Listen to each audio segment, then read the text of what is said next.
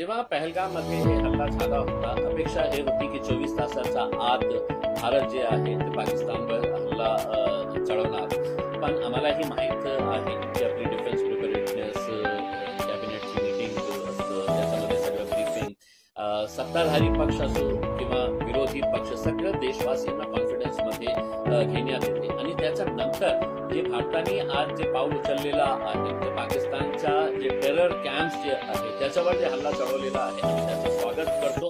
आणि सर्व देशवासियांच्या वतीनं मी हे सांगतो की पूर्ण देश जे आहे ते सरकारच्या आणि डिफेन्स आर्म फोर्सेसच्या पाठीशी उभे आहे, पूर्ण ताकदीने उभे आहे.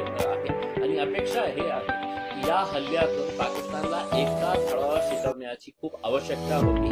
ते त्यांनी करून दाखवलेला आहे. आज किती दिवस चालणार आहे, पुढे काय काय होणार आहे ते आर्मीचा निर्णय असणार आहे, डिफेन्सचा निर्णय असणार आहे. जे काही असेल पूर्ण देशवासी जे आहे ते आनंदी आहे, संतुष्ट आहे. आणि अपेक्षा हेच आहे की पुन्हा पाकिस्तानची कधी हिंमत होणार नाही आमच्या देशावर अशा प्रकारच्या डोळे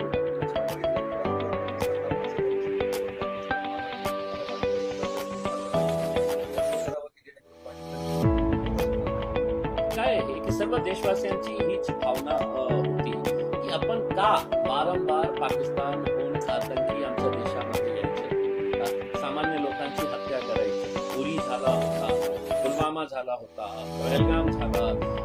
अनेक वेळा आपण बघितलं असेल की वैष्णोदेवीची जे जम्मूमध्ये यात्रा होते त्याच्यामध्ये ही आतंकी हमले झालेले आहेत. तर आपण का इतकं सहन करायचे? आपल्याला हे माहीत असून सुद्धा की भारताची जी आर्म फोर्सेस आहे इतके स्ट्रॉंग आहे, इतकी पॉवरफुल आहे, आपण का एकदा त्यांना धडा शिकवत नाही? आता ही वेळ आलेली आहे जेव्हा पुलवामा हे जे पहलगाम जे झालं तर सगळ्या देशवासियांची हीच भावना होती. सर्व देशामध्ये लोकांमध्ये एक चीड होती, एक राग होता की आपण आता वेळ आलेली आहे उत्तर देण्याची. आणि त्याच्या सुरुवात झालेली आहे. आता बघू किती दिवस हे चालणार आहे आणि किती मोठा त्याचा परिणाम होणार आहे हे आपण बघणारच आहे येणार आहे.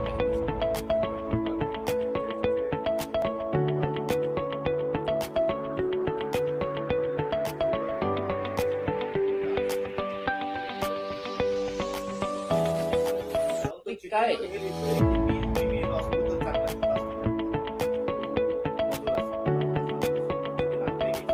काय आहे की जोपर्यंत आपल्याला डिफेन्स चे जे PRO असतील किंवा सरकारकडून आपल्याला ऑफिशियल स्टेटमेंट येत नाही, मला असं वाटत नाही की त्याच्यावर मी प्रतिक्रिया देऊ. पण एक गोष्ट नक्की की पाकिस्तानचे जे जे टेरर कॅम्प्स आहेत त्याच्यावर हल्ला करण्याची खूप आवश्यकता आहे.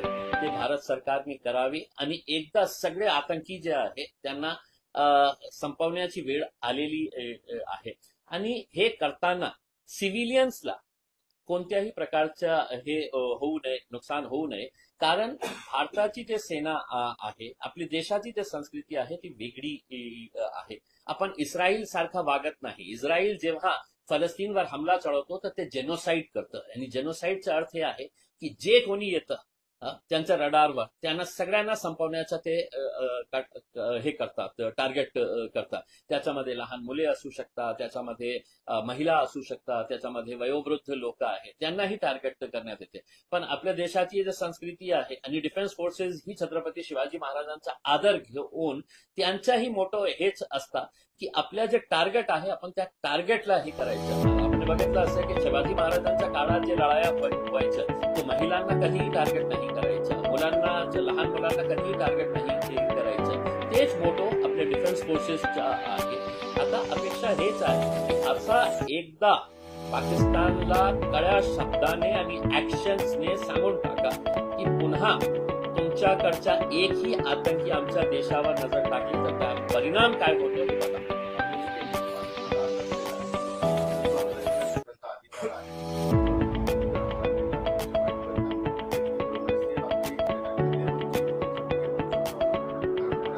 काय आहे की अमेरिकेशी आणि विशेषकर डोनाल्ड ट्रम्पवर भरोसा करण्यासारखं नाही. तो विचित्र प्राणी मला दिसतो, ते वेगळंच माणूस आहे. ते आज काय बोलतो, 2 तासानंतर काय बोलतो आणि त्याचे ऍक्शन्स काय असतं ते अमेरिकामध्ये त्याचा विरोध कसा चाललेला आहे. आपण हे जे ऍक्शन घेतलेलं आहे ते आपण त्याला हल्ला नाही. This is a right to self defence. This is a right and every country has the right to self defence. तुम्ही वारंवार माझ्याकडे येणार, आमच्या लोकांना मारणार आणि आधी गप्प बसणार, हे योग्य आहे का? नाही आहे. कोणत्याही आपल्या देशामध्ये ही हे राईट आहे की prime minister can decide if any state is being attacked and what action needs to be taken. हे नियमच आहे. तर आपल्या देशावर वारंवार हल्ले होत चाललेले आहे. आता नॅचरल आहे की जेव्हा युद्ध होतो तर दुसरे देश जे आहे ते बघायची भूमिका घेतात. आता इंडियन इकॉनॉमी जे आहे ते फास्टेस्ट ग्रोईंग इकॉनॉमी झालेली आहे. आजच्या पेपरमध्ये ते आपण जपानला मागे सोडणार आहे इकॉनॉमीमध्ये. तर जेव्हा युद्ध होतो तर त्याचा इकॉनॉमीवरती परिणाम होतो. तर अनेक देश जे आहेत ते बघ्याची भूमिका घेऊन ते हेही बघतात की त्यांच्या इकॉनॉमीवर परिणाम होणार आहे, ते मागे पडणार आहे. तरी सुद्धा देशाची अस्मिता जी आहे, देशाची जी ताकद आहे ते महत्वाची असतात. इकॉनॉमी व सगळे बाकीचे मुद्दे जे आहे ना ते होत राहतील. पण आज राईट टू सेल्फ डिफेन्स प्रमाणे जे निर्णय सरकारने घेतलेला आहे त्याचं स्वागत. नवीन घडामोडी पाहण्यासाठी आजच आम्ही मुंबईकर 24 तासला लाईक करा, सबस्क्राईब करा आणि अपडेट रहा.